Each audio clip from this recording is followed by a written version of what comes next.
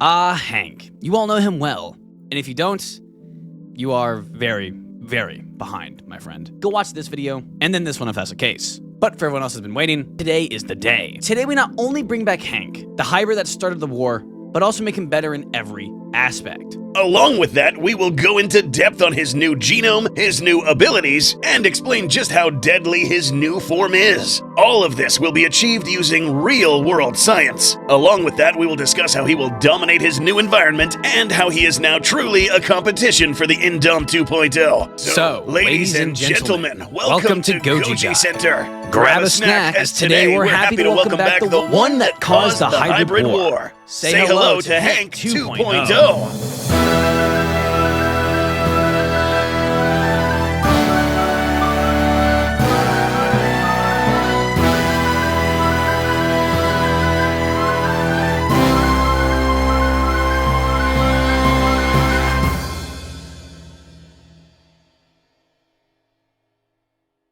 So again, welcome everybody. I'm your co-host Goji Guy, along with a special guest here today, that being Goji Center. In today's video, we have heard your all's cries, and plan to upgrade Hank in every aspect to make sure he not only thrives in his new body, but also doesn't, well, blow himself up. So make sure to subscribe if you like anything dinosaur or Godzilla related, and let's get cooking. So let's start with a little recap, covering Hank's original genome, along with the issues that came with it. Hank was made far before the realism rule was at play with all the more modern hybrids. So to anyone that hasn't heard the genome yet, buckle up. Hank's genome included Spinosaurus, Giganotosaurus, Indominus Rex, Scorpius Rex, Chameleon, Dunkleosteus, Shrimp, and Tardigrade. Yeah, I know. Now, while you can have a wide variety of animals within a hybrid, which you will see with Hank 2.0, the issue is they have to be very selective and careful with how you put them together. So let's start with Hank's most prominent issues. We need to address these issues as to make sure we don't replicate them, and to pretty much make sure this version of Hank is, well, Hank-proof. Yeah. Firstly, arms. Now, for those who haven't seen Goji Center's video on Hank, which if you haven't, go watch it now, when making Hank, he was meant to counter and outdo the Indom 2.0 in every way. And to those who have seen the Indom 2.0 video, you know that the 2.0 has some super strong claws and arms. So, when making Hank, I give him some of the hardest hitting arms in the animal kingdom, or, well, claws, using the pistol shrimp. But, long story short, using pistol shrimp claws and a dinosaur arm just isn't how the pistol shrimp works, much less increasing the force with the size like I said it would. In doing all this, at least when you bring Hank into a world that follows closely with our laws of physics, well, Hank blows his own arms off. His bones aren't able to withstand the force and end up blasting off his own body. Next up, his jaw. The Indom 2.0 had a crazy iron bite, making it almost impossible to have any skin resistant to it. So rather than building custom skin or armor to withstand the attack, I decided to beat it in its own game. Not only using T-Rex DNA for the sheer bite force, but also adding Dunkleosteus DNA for a quick snapping jaw. Now while this seems fine at first, it's when you bring up the fact that in the animal kingdom, you can really only have one or the other. In nature, animals either have a strong bite, a quick bite, or some sort of ability, say toxins, or electrocyte cells. Hank here is trying to do both, which again, no bones can withstand. So Hank, when biting full force and speed, just ends up breaking his own face, destroying his lower jaw in a single strike, making it impossible for him to continue in battle. And finally, his mental stability. Using the Scorpius Rex was already a big issue, but putting that together with multiple other dinosaurs, along with the Chameleon that changes colors via emotion, was a terrible idea, making Hank act very sporadically. So the biggest issues is his arms, jaw, and psyche. When making 2.0, we need to make sure Hank is able to, well, withstand his own body and mind, and then actually move on to his upgrades and new features. So, let's rebuild Hank. Goji Center, take it away. All right, everyone, sit down, everyone, and get comfortable, because class is in session. Those who have been following this entire hybrid fiasco know very well that Hank did need a bit of improvements. The design and overall concept was actually good enough for us at Goji Center to offer a complete overhaul of Hank's genome, making him true to its original form while keeping the hallmark abilities of Hank. That being a quick snapping jaw, very powerful arms, toxic traits, and a build that more or less resembles an animal in the Spinosauridae family. With that in mind, let's begin with the base.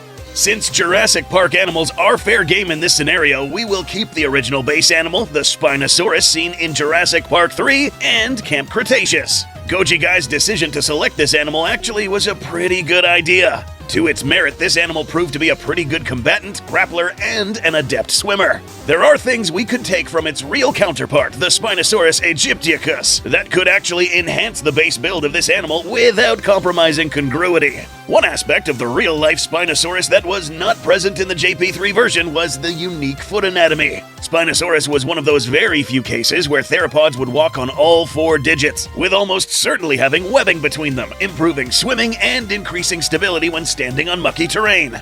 The first iteration of Hank seemed to feature a tadpole-like tail. Instead of borrowing from another animal, we can use the real-life Spinosaurus. The tail of the JP3 was nothing special compared to the real thing. Using this paddle-like structure that will later be optimized with a later addition will not only make Hank 2.0 more adept in the water, but also add musculature in assisting Hank in adopting a tripod stance when rearing up to fight. This stance not only makes him look taller and more imposing, but tightens his circle of rotation to turn himself around quicker. To further bolster the cooperation between body and tail, a Patasaurus makes itself present in this mix. A sauropod which could adopt this stance as well, with reinforcements on the bottom of the tail, as well as providing enhanced growth capabilities, helping it get a bit larger and grow fast, like real sauropods could. Now, you may recall that the original Hank had a sail along its back, the material of which looked a bit fishy. Nothing wrong with that, but it could be improved. The original Dunkleosteus gene will hereby be replaced by another fish, who provides a much more useful sail. The appropriately named sailfish will come in handy. Selecting only the genes in charge of developing the sail structure, this addition will not only give Hank 2.0 a large fin to help it maneuver in the water, but also make it collapsible. That's right, Hank 2.0, for reasons that you will find out later, is now able to navigate easier through wide crevices without ruining its sail, keeping it tucked away during combat to prevent any ripping or moving through dense foliage to avoid it getting tangled up. Now to the biological warfare aspects. In a previous video, we broke down Hank's original ability to secrete poison through its skin via oil glands, and it didn't really work.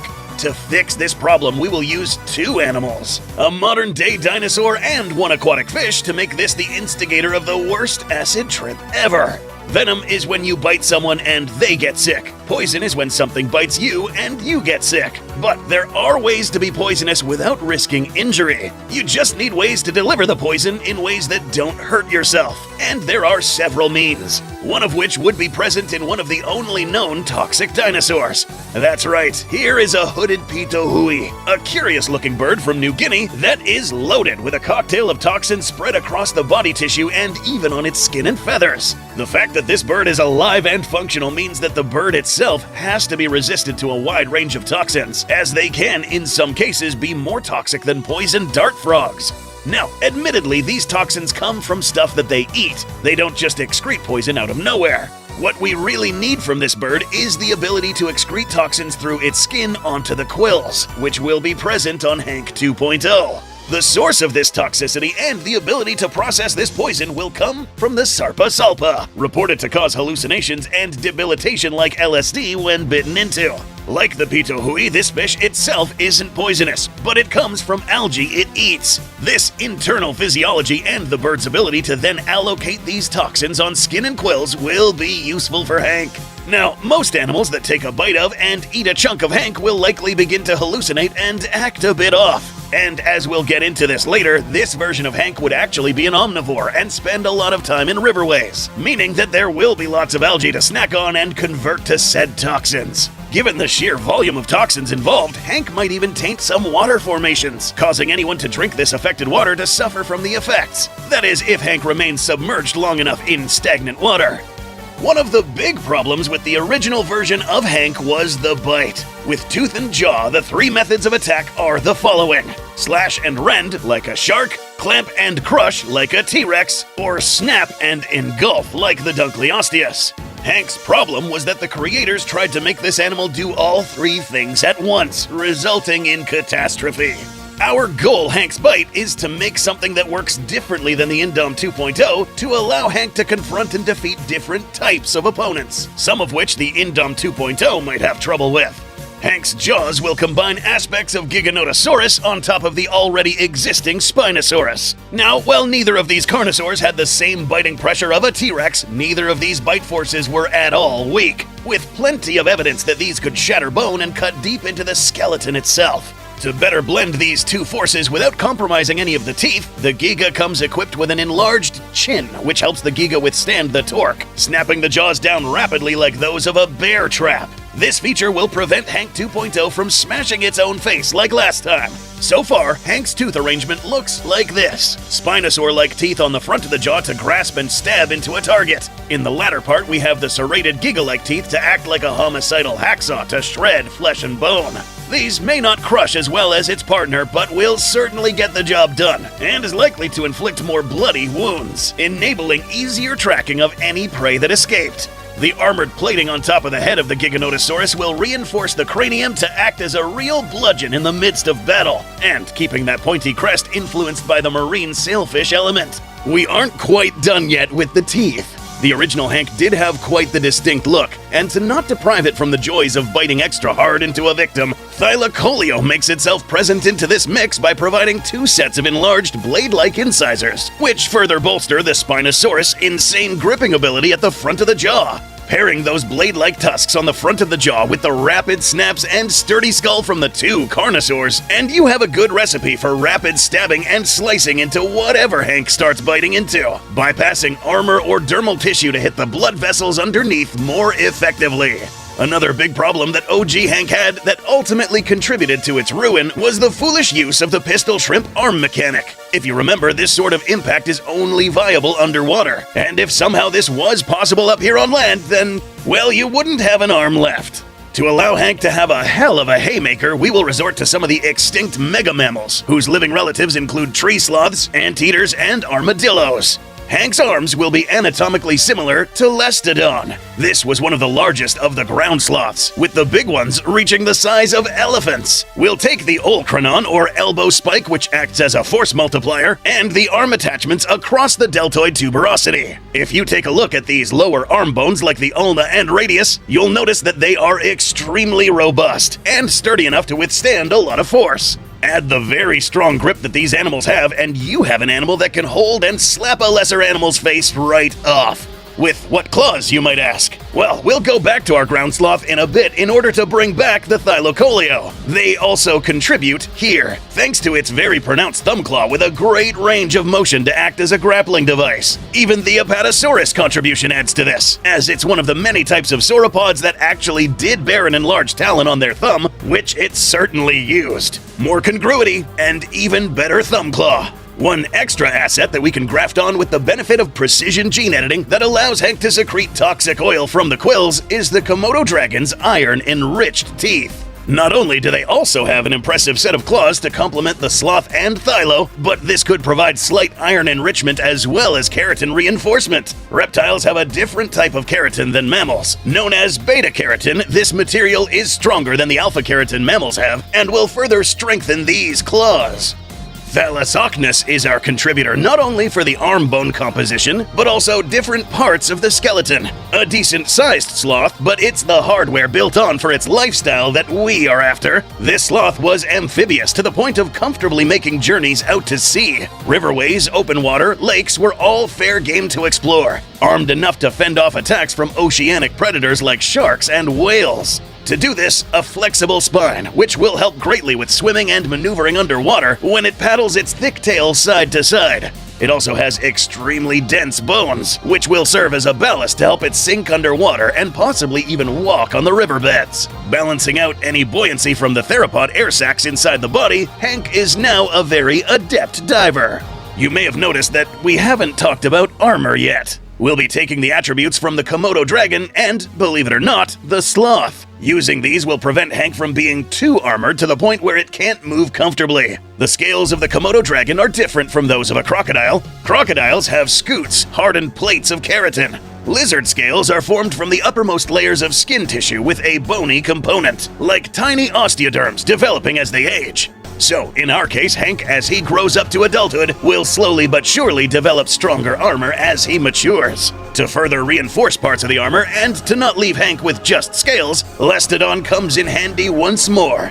This animal just so happened to belong to a group of ground sloths that developed a mesh of bony nodules underneath parts of their bodies, resisting many types of slashing and stabbing wounds. With these two types of armor present, we have an exceptionally well-armored Hank, with hardened scales, bony support, and an underlying layer of sloth armor padding. Particularly determined attackers might still be able to pierce, but they would have a lot of that force diminished before they reached any vital organs, all whilst maintaining enough agility for Hank to fight back.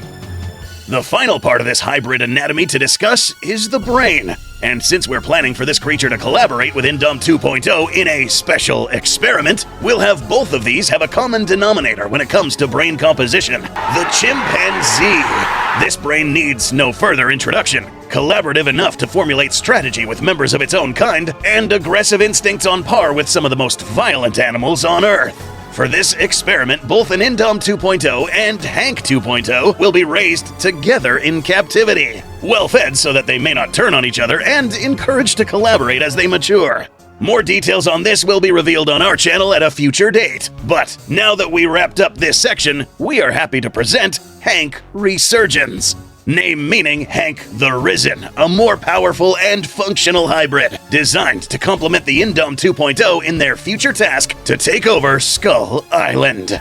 So with all of Goody Center's nerd talk out of the way, oh, I'm so lonely. Let's finally reevaluate Hank versus Indom. First up, sheer bulk.